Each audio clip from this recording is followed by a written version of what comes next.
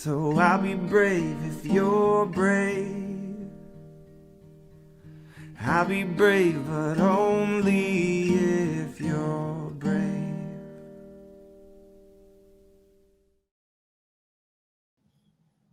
Good evening, everyone. Welcome to those of you who are able to join us today during our Lung Cancer Living Room. For those of you who don't know me, I'm Danielle Hicks. I'm Chief Patient Officer here at Go-To for Lung Cancer. And for those of you who may not be familiar with our Living Room program, it's a support and education series really created specifically with patients and caregivers in mind. The ultimate goal is to bring to you live and in real time educational talks from key opinion leaders in the lung cancer community, and in a format and a language that's really easy for you to understand. We know that people watching tonight come from around the globe and consist of patients living with varying types of lung cancer and are undergoing varying types of care. And we want you to know that we're here for you and that we believe wholeheartedly that educated and empowered patients do better. So thank you for joining us. I think tonight, for those of you who were aware, we'll be discussing stigma and empathetic communication. The objectives really are pretty simple. We hope that you walk away understanding what stigma is and what it looks like, the causes of stigma, the effects of stigma, and solutions for combating stigma, as well as a discussion around research that's happening. And stigma is such an important topic that there is literally, research being done in the area to see how we may be able to overcome it. So, with that being said, tonight's speakers are Smita Banerjee, PhD from Memorial Sloan Kettering Cancer Center, and Jamie Ostroff, who's also a PhD from Memorial Sloan Kettering Cancer Center. It's a tongue twister tonight.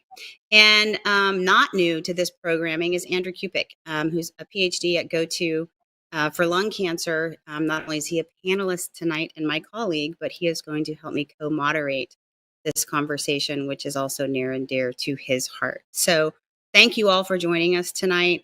And before we jump in, as those who are regular sort of watchers of this programming, I like to ask our panelists to tell us a little bit about themselves and why not only lung cancer, but tonight's topic area is important to them. So Smita, why don't I start with you?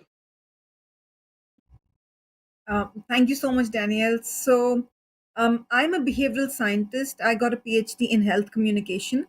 And I have been at Sloan since 2010 and working on developing communication skills training programs that improve communication with patients as well as families to help their adaptation to the disease across the cancer trajectory. Now, Jamie Ostroff, she'll talk more about the work that she does, but she is a national, international leader in stigma, in really studying lung cancer stigma. And so we thought it would be such a perfect marriage of bringing in lung cancer stigma, someone who knows stigma, and then some communication approaches that we can use to reduce that stigma, because lung cancer patients, they experience so much of it, not just from family, friends, but in our research, we also found from healthcare providers. So that was the kind of bringing together of the work that Jamie does and the work that I do. And so I'll now pass the buck to Jamie so that she can talk about the work that she's been doing in lung cancer stigma. Fantastic. So thank you. Yeah, you'll hear in this conversation that this truly is a research partnership between Smita and I and the Go-To Foundation, who very early on realized this sort of elephant in the room, if you will, was that conversations about lung cancer had this added burden of stigma, and so we'll really dive into that this evening. But you should know about me that I've been at Sloan Kettering for a very long time, and really my most of my work has been in the area of tobacco treatment, and then in addition, psychosocial adaptation of patients and families and survivors. So it really was a group of patient advocates that at a Q&A setting at a national meeting just really called me to task about the complicated relationship of tobacco and lung cancer. And that was like the birth of this new area of research for me in lung cancer stigma. Thanks, Jamie. And last but most definitely not least, Andrew, how about you? Yeah, hi everyone. Good evening. My name is Andrew, and I'm the Associate Director of Clinical Research for GoTo Foundation for Lung Cancer. And I'm just, I've had the pleasure of working with both Jamie and, on research projects before. That's one of the things I do at the organization is help organize research, really that is going to benefit everyone as a patient. And I also work to connect patients with research. And so this topic, I hear stories from patients all the time that I talk to, and this is just so, kind of a great conversation to be having, and I know it's just going to be great information for everyone. And Thanks, Andrew. so I thought, yeah. No, go ahead. Sorry, that delay. So I thought it'd be great, hearing we talked a lot about the word kind of like stigma, but I thought it would be great with just two of you, Jamie and Smita, to just kind of start off. What do we mean by stigma, and what does kind of stigma look like in the real world? I might throw that to Jamie and see if you want to add on afterwards, Smita. What are we talking about when we say stigma? Sure. I feel like most people on this call can they know it when they see it or they know it when they hear it. But I will say that as researchers, we think of stigma as a thought, a behavior, or a feeling associated with a negative evaluation relevant to lung cancer. And, so that's the sort of textbook definition. But we know it's through our research, we've come to see that stigma is a feeling state, often described as guilt, regret, blame, shame, negative emotions for sure. We also know that part of stigma is a perception that others, family, friends, and even healthcare providers are looking down upon an individual affected by lung cancer. And then the third component of stigma, which is so important, is what we think of as constrained disclosure. And, I know that's a little bit of a wonky term. What I mean by that is it's the sense that people don't want to share their diagnosis because they don't want to hear that ubiquitous question, do you smoke? Did you smoke? I didn't know you smoke. So frankly, it's adaptive for some not to even share their diagnosis. So those are the three, if you will, subcomponents of stigma. No, I think that makes. Go ahead, Andrew. Yeah, I think that makes a lot of sense, and it's interesting. Some of the things you're mentioning, kind of those feelings, and not wanting to share information. It sounds like that could have a lot of impact, on not just how you feel, but also kind of how you're dealing with your lung cancer, and maybe even how you affect your care. What impacts can such stigma have, on a patient and the care they're receiving?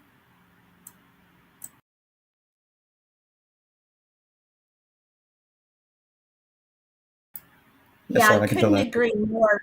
Yeah, I couldn't agree more that the consequences of stigma are far reaching. And so one of the reasons why it's become so important for us not just to study, but frankly to do something about it through our research is because there's been studies that have shown that stigma is associated with feelings of depression, feelings of delay in help seeking, um, misreporting of smoking behavior, um, avoidance of social support. And so, it's not just a thing that we can point to and say, but we think that the importance of studying and preventing and mitigating stigma is because we think that this is like a mechanism to improve both the quality of life and quality of care of patients. And I think that that's why we think it's it's sort of a precision psychosocial support, if you will, to really understand and address stigma. If I can jump in really quick, I think thank you for all of that, and I couldn't agree more. I think when I think about stigma, and I think about the folks that I've talked to, I think quite often it may not be intended when those sort of statements come across at, like, I didn't know you smoked, or any of the other things, Jamie, that you touched on. But I also think one of the greatest harms is it sets this sort of false sense of security for the never smoker or the non-smoker, right? To think, well, as long as I didn't smoke, lung cancer is not something I ever have to worry about. Or if I quit smoking 20 years ago, lung cancer is not something I have to worry about.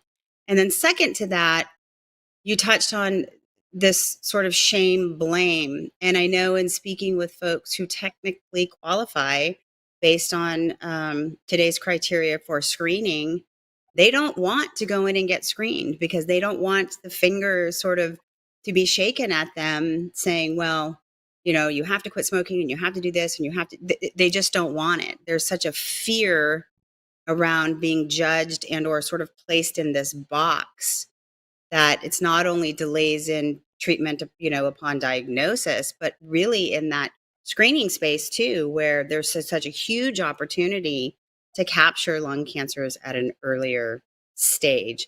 And then I'm curious too, from both of you, whoever would like to take it first, around the other sort of effect. And we had a conversation about this recently around this sort of implicit bias coming from healthcare providers in general that may not even know that they're doing it. So those sort of three things, I don't know if either of you want to kind of touch on them a little bit. So let me take that question and give a little bit of my thoughts. So we did some work with lung cancer survivors, and you talked about this unintended consequence of unintended consequence of certain conversations. And so what we've learned through the years is that words matter. How you say, what you say, all of those can have implications.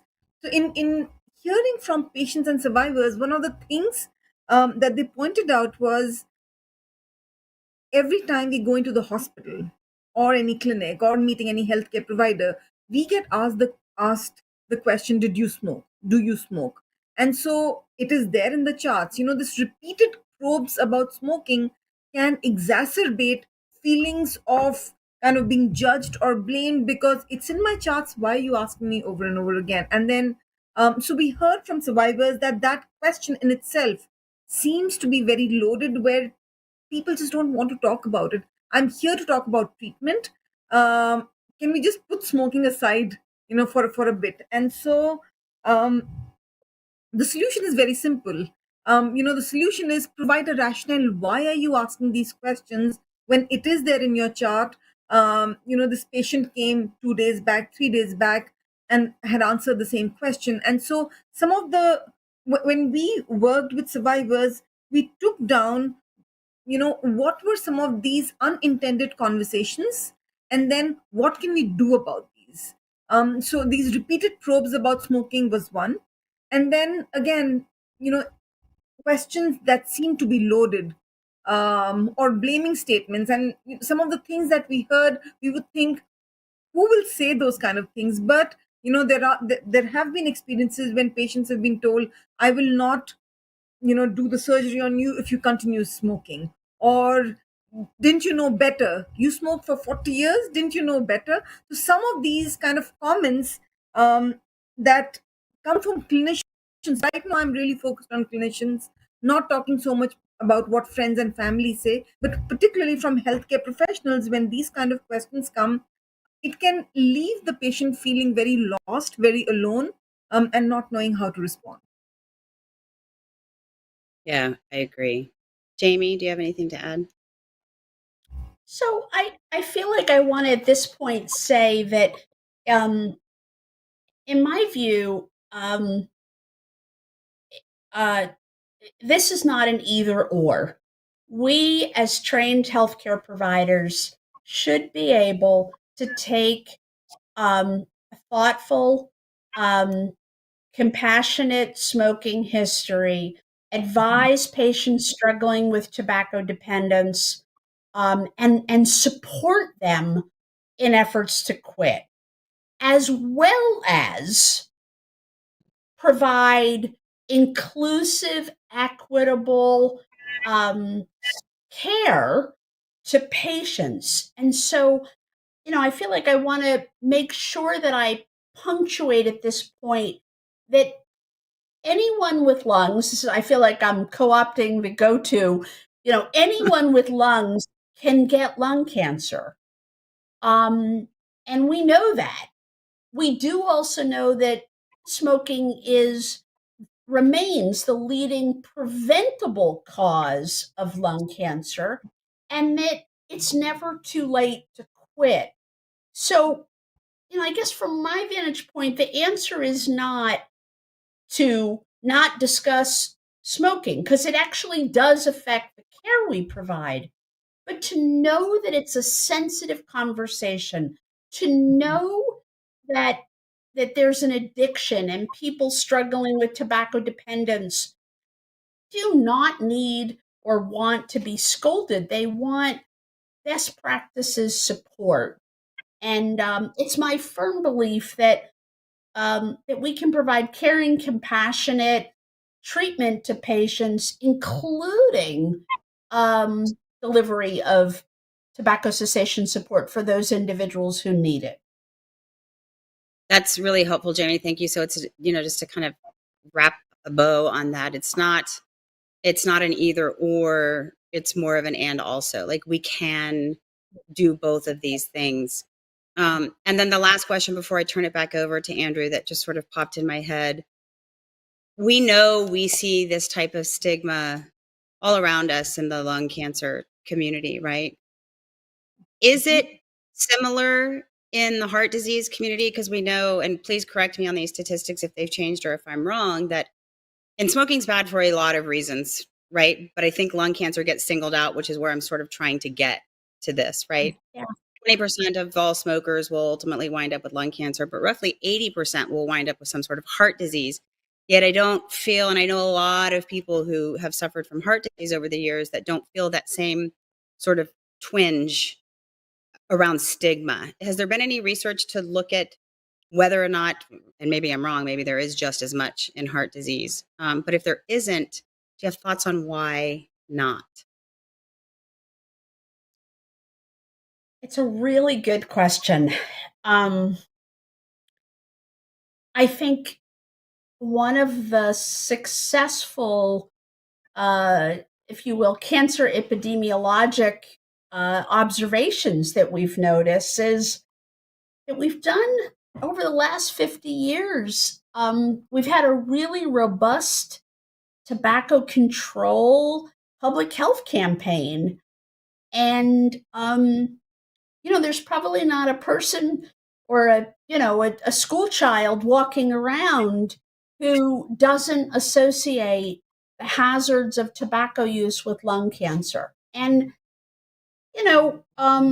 there's a good side of that. But the unintended consequence is that I agree with you that, there are dozens of chronic medical conditions associated with tobacco use, but lung cancer is usually at the front of the line. And I think you make a good observation. To broaden this conversation just a little bit, though, is that I think that there are other chronic diseases where we also know that the tendency is to blame the individuals. So if you have heart disease and you are, you have struggled with weight, or you're sedentary, or, I think there are a lot of illnesses. I mean, I remember in my career early on, HIV was sort of the classic of an illness related stigma, where we began thinking that, this was a disease that was caused by sexual behavior or IV drug use. And I think we learned a lot from persons living with AIDS, HIV and AIDS, about how words matter and how we want to build an inclusive and hopeful dialogue. Yeah, I love that. I think there was and I agree with you around the HIV AIDS epidemic, back in the early 80s. I remember most people feeling very safe if they were outside of what they thought at the time was a risk. Right. Yeah, for developing the disease. And I love how the community, the HIV and AIDS community, really banded together, which is, again, it's a really long way of me saying, which is why I'm glad we're doing this tonight, right? Because this is all about us banding this community together around this cause and kind of saying no more, right? Because at the end of the day, these are people. And to your earlier point, addiction is a very real thing. It's a very real struggle. So how can we sort of do both? And I'm going to stop there and I'm going to hand it back to Andrew, because I could, as you can probably tell, I get very passionate about this and I could just talk and talk and talk and talk. So, Andrew, I don't know if you have any thoughts on anything we've just talked about. Oh, no, I mean, I understand. It's such a great conversation. I mean, one of the things I was interested in is both of you mentioned, how we're now able to do research on this, and we've learned a lot of different things. And so I was just kind of, thinking out loud, delving into a little bit of what we know about stigma from the research. Are there kind of different forms of stigma, and do all patients that have lung cancer experience stigma in the same way, or are there certain types of patients that are more likely to be stigmatized against? What do we know from the research? And I don't know, let's start with Smita and Jamie, if you want to add on. Great. That's a huge question, to talk about how different people face stigma. I think what Jamie explained earlier really describes how stigma is experienced by individuals, talking about, I'm perceiving that others are judging me. So that is, the perceived stigma, internalized stigma, where I feel guilty, judged, blamed. I have all these negative feelings because of the behavior, and constrained disclosure when I don't want to talk about it. Now, what we've also seen, interestingly, is the way stigma manifests in individuals. It can differ based on if an individual never smoked, formerly smoked, or currently smoked.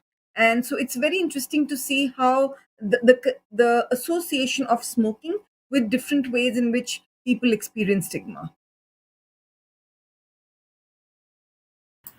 Yeah, what I'll just add to that is, we think that another sort of culprit in the stigma story is the historic nihilism and poor prognosis of the disease. And, I think some of the uptake and rollout, it's been hard to change the narrative about lung cancer and the incredible advances in treatment and early detection.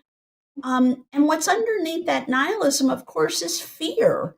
And so I would say that in addition to smoking history driving the stigma observation, is that I think we as a community have a lot of work to do still about promoting the discoveries and advances that have reduced the suffering of lung cancer, improved the prognosis of lung cancer, And I think that's also a part of our anti-stigma campaign, if you will.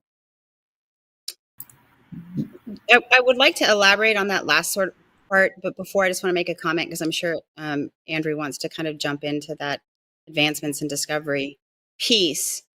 You know, I actually think it was in a living room. It might have been a few years back, in talking with the patient about a certain subset, the never smoker population of of people living with lung cancer, tend to self-identify as I have never smoking lung cancer, right? And in some level, and in having deeper conversations with these people who kind of fall into that category, it makes them feel better because of the stigma. The stigma has been, they have felt it strong enough that they feel like they're somehow skirting around stigma by self-identifying. But one patient said, who was also a never smoker, said, what we don't even realize we're doing and what is unintended is that we're further stigmatizing by somehow saying we're never smoking. We've been diagnosed with never smoking lung cancer. Somehow we don't deserve it. But boy, these other people, we totally get why they would have gotten it. So I just kind of wanted to point that out as I think something very real and in a conversation that is happening within the never smoking lung cancer community itself.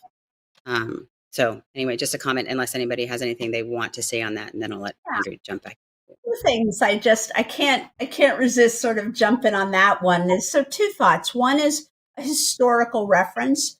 Again, when I started my career was, back in the 80s in the HIV, and there was a subgroup of patients, usually young men with hemophilia and their mothers.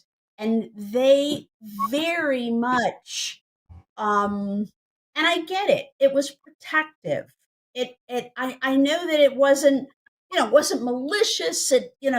I don't think there was sort of an intent to throw anybody under the proverbial bus, but Yeah. this language about subgrouping and, dividing a community, we've seen that before. Again, taking a page from the Go-To Foundation, no one deserves lung cancer. And I really have seen the patient advocacy community develop, just as I, as a tobacco researcher, have developed a greater appreciation that how we do a smoking history and how we advise patients to quit requires a much more nuanced conversation.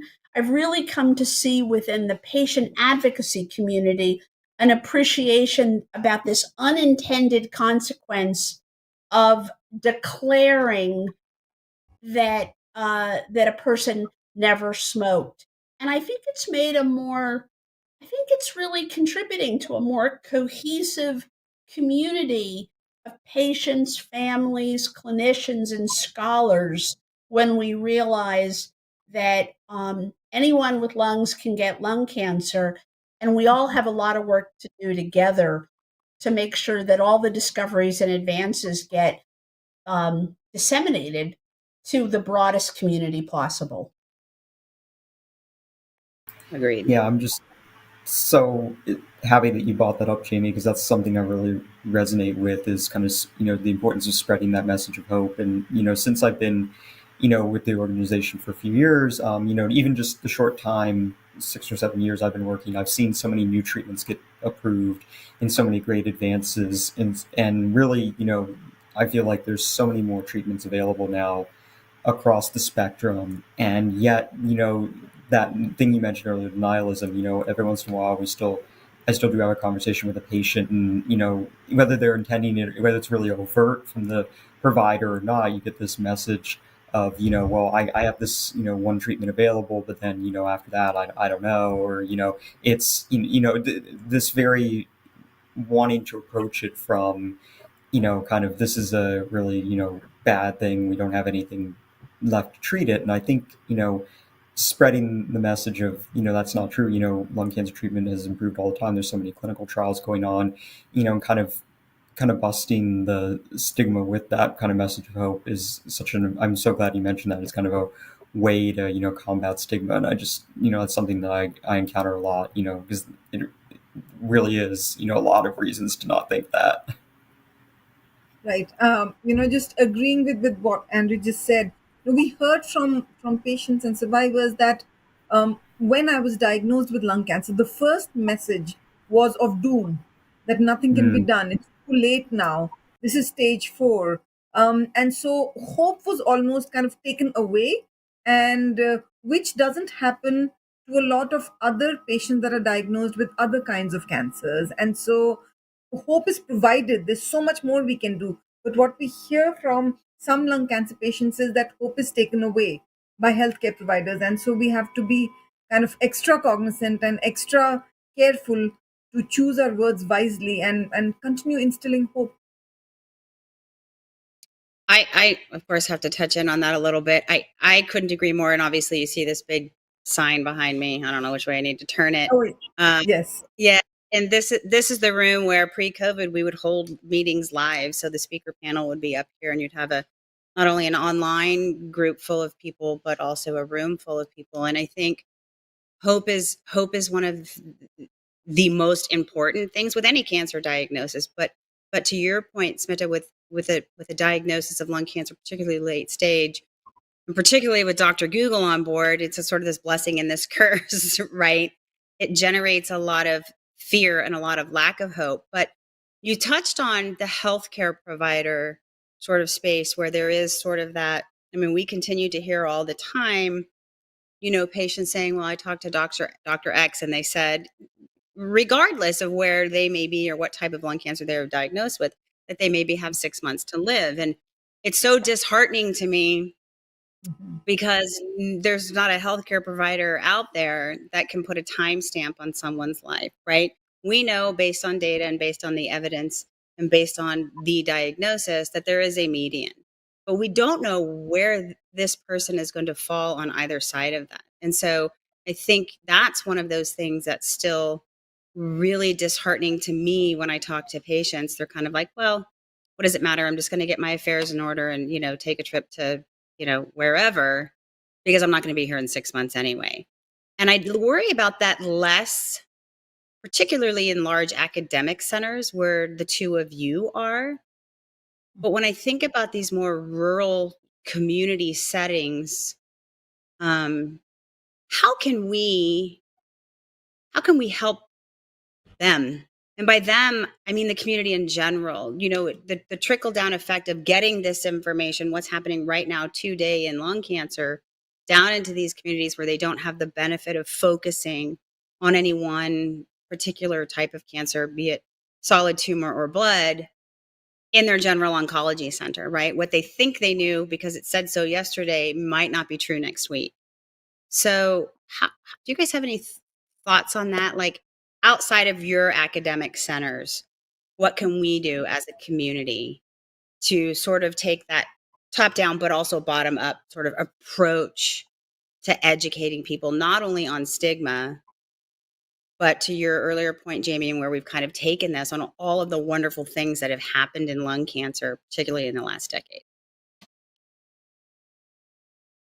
It's a really good and challenging question. I guess the first thought I have is it's forums like this that remove barriers for information dissemination. And then I have a profound appreciation for the importance of patient advocates and patient advocate organizations.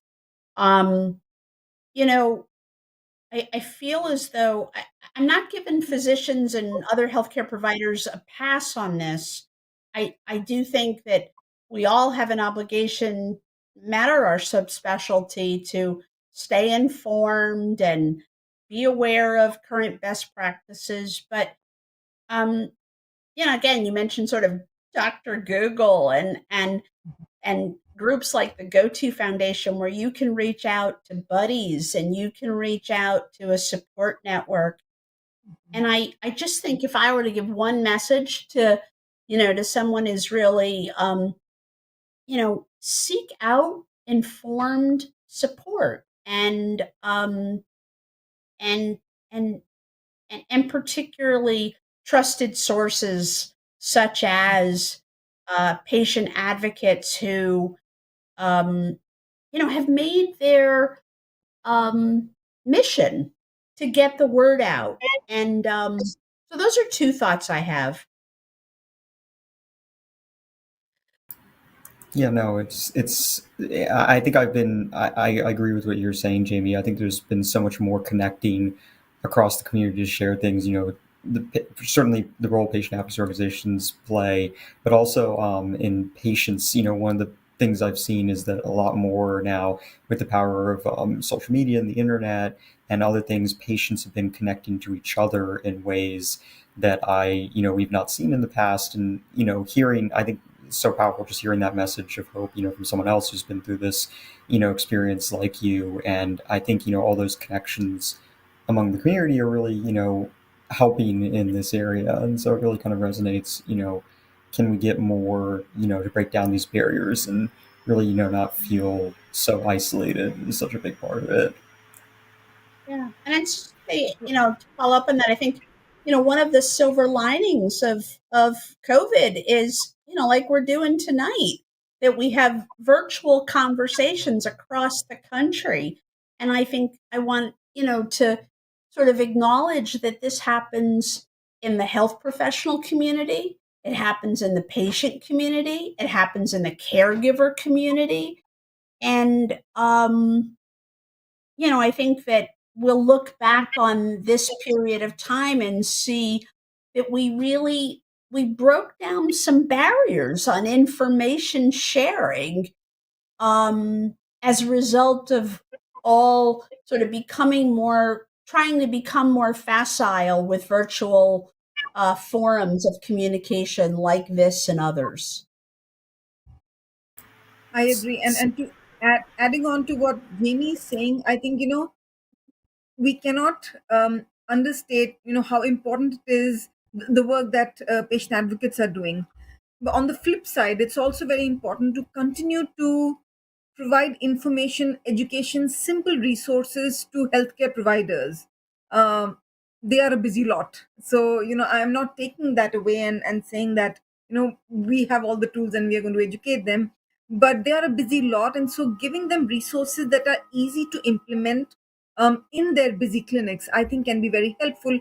And then forums like this that can bring not just patients and advocates together, but also health providers, so that they are able to hear the other side of the story and see how words matter and what impact some of the unintended words can have on patients and caregivers. So I think bringing the groups together as well as continuing to provide resources to healthcare providers is also very important. And I'll just share one very small kind of uh, experience. So when Jamie and I started our work, would say about 7-8 years back, we thought we are going to train the doctors, the oncologists, and this problem will be mitigated.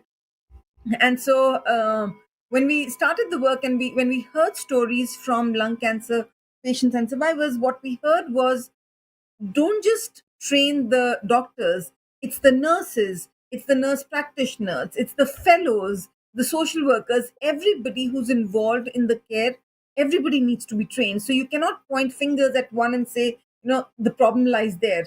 It is it's the whole system that needs to be trained on providing empathy, on providing compassion, and teaching them the importance of kind of the words that they use and the impact that the words have on. I could not agree with you more. And I think that, as Go-To, we would love to be in every healthcare facility from, top to bottom and coast to coast and globally, really providing those tools, Smita, to your point, and that access to information. But I also think one of the things we do that is important is empowering the patient, right? Because I know quite often, and Jamie, you said this a little bit ago, you know, people need to find resources, trusted resources, and quite often, more often than not, patients just inherently trust their physicians, right? Their doctors and their healthcare teams went to school for this, for them. And I think they need to not be afraid to empower themselves to get access to the information, whether it's from GoTo or there's obviously other resources out there, to empower themselves on their disease so that they can go back and have this informed conversation with their healthcare providers. And I've had patients say to me, oh, no, I would never want to question my doctor. And giving your physicians access to information is not questioning them, right? It's just saying, hey, I heard about this. What do you think? And I've also heard patients say, well, Danielle, why did I have to come to you to get the information to bring it to my doctor instead of, them bringing it to me? And to your point, Smita, it's a tough job right now. Long gone are the days of physician desk references where you just kind of opened it up and thumbed through and you're like, here, this is what we do, right? Precision and personalized medicine is continuing to expand so rapidly. And doctors are humans, right? They don't have computers for brains. So anyway, my sort of drive home point is for patients, and maybe not just the patients, definitely not just the patients, but the caregivers and families and loved ones of the patients, to empower themselves so that they can have these educated conversations with their doctors. Just wanted to kind of drive that. Andrew, I wonder whether or not it would be worthwhile for Smita to just summarize some of the research we're doing about empathic communication skills, if this is a good time for that.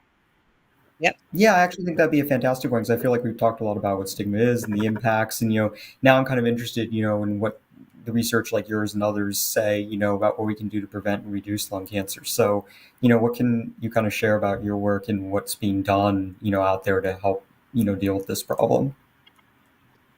So, I can talk about the work that we are doing. So, looking at solutions, what can we do to reduce lung cancer stigma? I'm sure there are other approaches, but one very simple and something that we hear, in research and what we've read a lot is empathy, empathic communication, and that goes a long way. And when we are talking about empathy, we are really talking about conversations that are compassionate. When you're trying to understand why is my patient reacting the way they are reacting, what may be happening with them, and as a clinician to know how to react when I feel empathic towards someone. What can I say? What can I do so that my words don't feel flat, so that my words don't appear fake? And so the training that we have developed, it's an empathic communication skills training to reduce lung cancer stigma.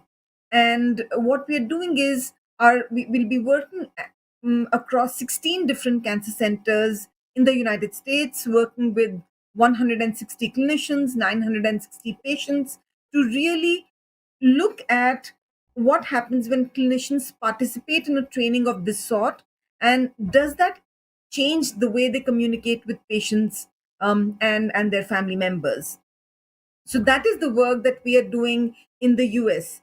Jamie and I just returned from a week-long trip to Nigeria, where we took this training and we adapted it for the patient population in Nigeria, and to see, can we teach clinicians there, and will it work, and how does stigma look there, what is the face of stigma there. And again, some very interesting work that we are doing globally, because stigma exists. These feelings of blame, feelings of regret, guilt, they are universal. Not just focused in the US, but we also saw that in Nigeria, patients feel guilty. They feel bad for putting their families through this. They feel guilty that maybe if they had changed their behavior, things would have been different. So things are very similar. And so really kind of conducting this empathic communication skills training providers of using simple tools that they can use in their communication with patients to reduce patients' experience of stigma is the work that we are currently doing. Yeah. No, One thing that's I just want to add to that is that, this is sort of putting on our science hat, is that what Smith is describing is actually a large randomized clinical trial where we're not just, we're not just proposing an enhanced way of communicating, but we're testing it against usual care. We know that clinicians are busy, and we want to make sure, we've done pilot work and we've seen that it has promising results in a single center. But our ultimate hope is that when we're done with this trial, we'll have a an optimized toolkit for healthcare providers treating patients with lung cancer. And then we'll work with partners like the GoTo Foundation and others to widely disseminate it. But I definitely want to say that this is an area of, behavioral science research where we feel that we want these interventions to be just, be just as rigorous and empirically based as other tools that we have. Jamie, can I yeah. ask, is this study still enrolling? We are still enrolling. Yes, we are still enrolling cancer centers. Yes. So this is a 5-year study. We are in year 2 of the study. So, we're still in the process of enrolling more centers. Yeah, that's great. And I ask because, shortly after this airs tonight, we do a follow-up of what internally we refer to as a show notes blog. But I would love to be able to share this information with our community for any who might be interested in participating, because I think it's such important work, particularly the benefit it could have in development of these resources and toolkits that will actually have real-time impact. So we may be following up with you to get some more information. I just think that's so great, and I love the word Jamie was using earlier about having evidence-based approaches to this, and taking a real research-minded approach. Because it's so heartening to me to hear that we're applying just like any other problem we would approach in the realm of cancer, whether that be treatments or things. These are powerful research tools we can do to find this. And the fact that people are working on this is just a really great message for me to see coming apart. And it's interesting. You mentioned training with providers, and I find it interesting, and others in the audience too. What does that look like? Like, I'm sure you could write lots of blogs about stigma, and providers could read them, but it may not really impact them. But how do you train a provider to be more empathetic? I'm just fascinated by that concept. So our training, it's a brief training. It's a 2-hour training, and where we spend about 30 minutes on a didactic component, where we talk about what stigma is, how does it look like, what are some of the consequences of stigma, and then we talk about what can we do about it. So that takes place for 30 minutes. We show some examples of exemplary videos of how you can communicate, use some of the communication skills to have empathic conversations. But the bulk of the training are role play scenarios where clinician participants, where they get the opportunity to work with trained actors, and in our world we refer to them as standardized patients. So they worked with trained actors and work on challenging conversations that they have had. So we have a basic kind of a patient scenario, but then we tailor it as per each learner. So I'll give you an example. So one learner might say, I find it very difficult to talk to my patients when they get irritated or annoyed as soon as questions of, prior history of smoking come up. And I just don't know how to, how to deal with that. And so, we have a patient scenario, our actors will become angry when you talk about smoking, and we will talk to them, and we'll talk to them about different communication skills that they can use in that communication encounter to kind of calm the patient down.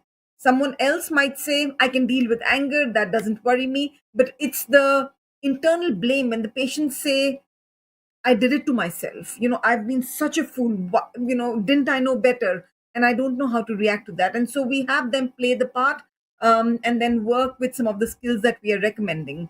Um, and so, so as facilitators, we provide certain suggestions, but there's also peer learning. So different clinicians in the room, they will all work on challenging scenarios for themselves.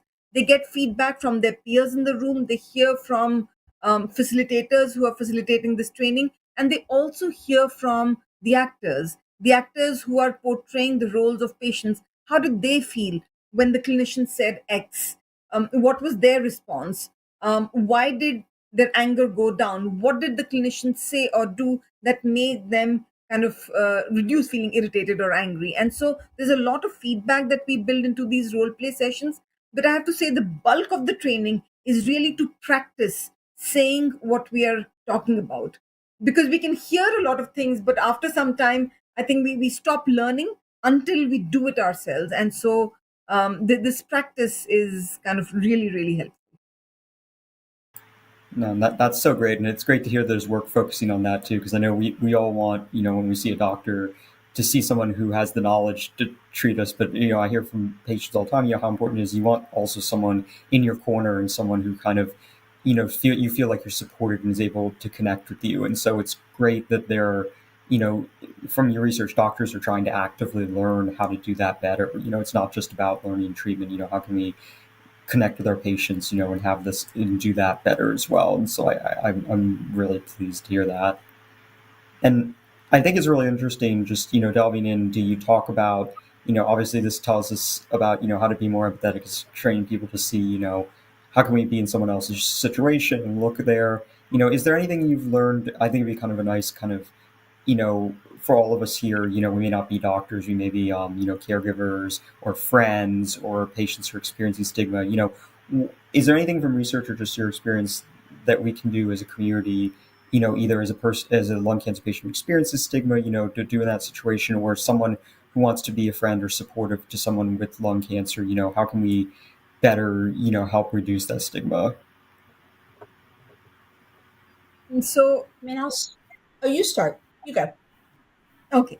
So, I'll talk about some very simple skills. And again, there are more, but there are some very key empathic skills that really can be used to have a compassionate conversation with patients. Being able to acknowledge someone's emotions. You look so stressed out. What's going on?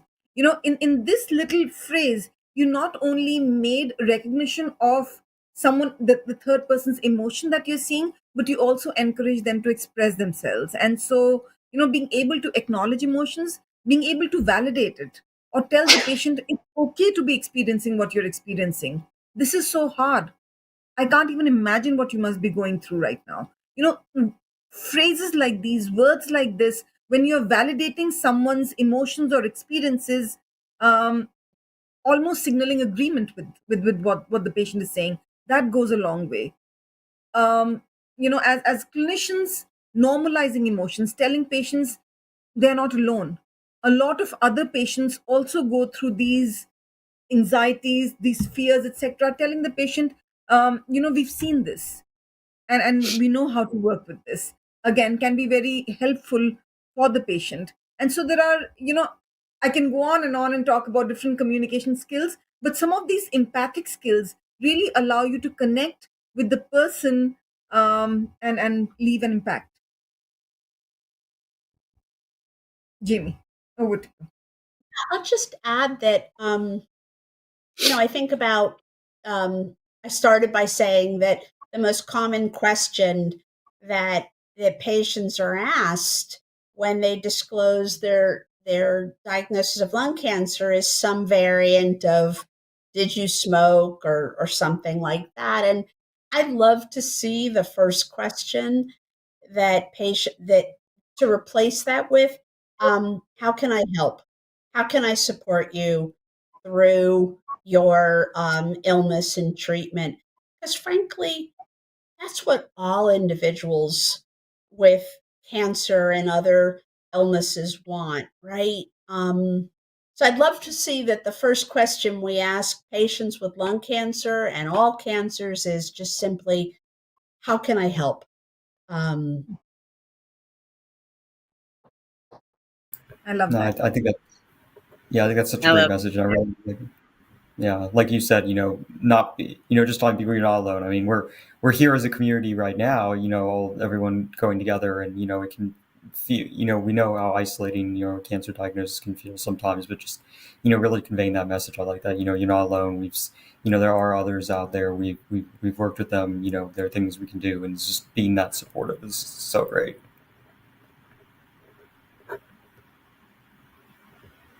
Agreed. I think we've got about 4 minutes left, and I obviously want to be very mindful of the time out there on the East Coast. But I wonder if anybody wants to close out with, of all the things we talked about tonight, and we covered a little bit about a lot. We could probably have this conversations for hours and days on end. But from your perspective, what's the one thing you hope that anyone watching this programming will take home?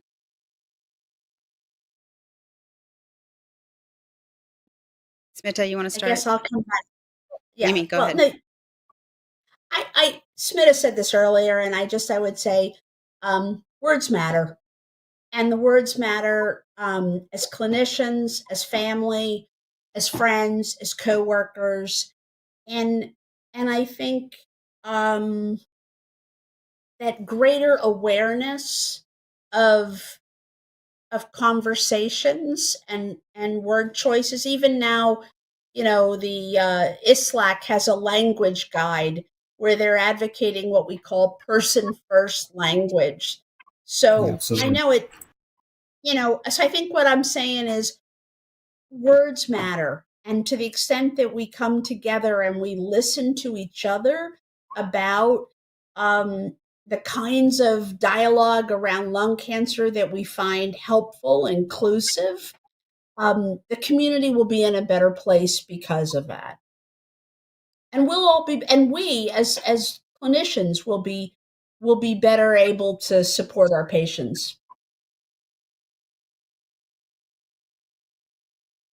Smita, anything to add? No, Jamie said it beautifully. The other thing that I've learned from Jamie is if you have lungs, you can get lung cancer. I think that particular phrase, I find that very helpful. So it just takes away the blame, judgment, guilt, and really puts it, if you have this, you can get cancer. And so walking away with this really allows any individual to seek help without feeling judged or without getting blamed. And I think that is very, very helpful. Andrew? Yeah, it's just so true. I mean, both of what Jamie and Smita said, I just totally agree with. I think, just the take home for me is that, at the center of everything, there's a human being, and, that's who we're talking about. And, all these things that we're saying, anybody with lungs can get lung cancer, everyone needs support and things, is just all encapsulated in that. And that, when someone's diagnosed with cancer, it's going through an experience that, as a human being, the rest of us need to say, I want to support that person because they're worthy of support. And it's so hopeful for me to hear that there are people, like you and other researchers who are approaching this in a systemic way and trying to make sure that, all the patients get that hopeful message, get that support they need. And, that every day we make progress toward that. And that's why, this has been such a great conversation for me. It's given me hope to hear that there's work in this area and that we are making strides. So it's fantastic. Yeah, I could not agree more. And I think, when Jamie, when you said words matter, it made me think, words don't just matter in this instance, right? They matter on the playground in grade school. They matter in your home life. They matter in your professional life. So, it's just the words matter thing. Trust me, I'm going to take it and I'm going to use it in all aspects of my life because it couldn't be more true. So with that, I want to say a huge heartfelt thank you from myself, from Andrew, from the rest of my colleagues and the entire GoTo staff, as well as our lung cancer community, to the both of you, all three of you, for coming on and starting, I'm going to say starting the conversation with our community about stigma and empathy and empathetic communication. It means the world to me and to them, I am sure. I'm going to go through a couple of take-home points, or take-home sort of homework, not homework, just some things that are coming up. March 21st is our Voices Summit Living Room. It's going to be a rebroadcast coming live from the event, from the actual summit, where Andrew will again be moderating a panel around research and advocacy. So be sure to tune in for that. A huge thank you again to the entire panel here, all of you watching live or those coming back and watching post live. Penn Media, who's on the back end of this, Michelle Zay, who most of you know because she is the girl with the hammer behind the scenes here, making sure that this all gets done, the entire GoTo team, and of course all of our supporters, Amgen, AstraZeneca, Boehringer Ingelheim, Bristol Myers Squibb, Daiichi Sankyo, Eisai, Foundation Medicine, Genentech, Janssen Oncology, Merck, Mirati, Novartis, Regeneron, Sanofi, and Takeda. Thank you so much for continuing to believe in this programming and enabling us to get it out there and every month to everyone. So until next time, everyone, please enjoy your evening, and we'll see you soon.